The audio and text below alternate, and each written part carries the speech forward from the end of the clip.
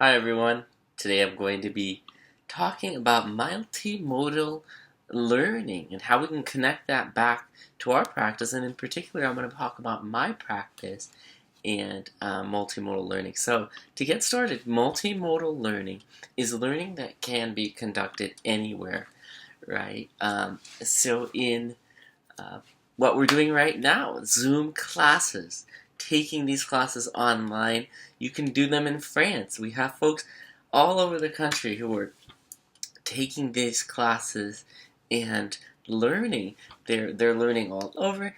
And they're not limited to a time and space like a traditional class setting, right? So they're not limited in that way. Now let's connect that back to my current practice.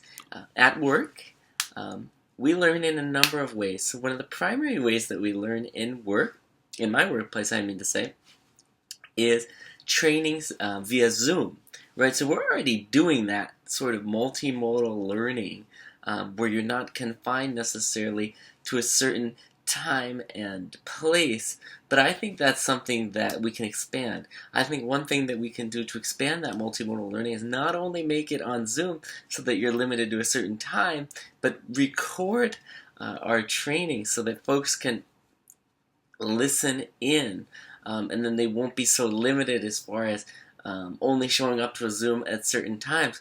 Because in the office, we have folks who might work later in the night, might work at different hours. So being able to connect back with those folks who do work at different hours and provide them with those trainings, I think is very beneficial.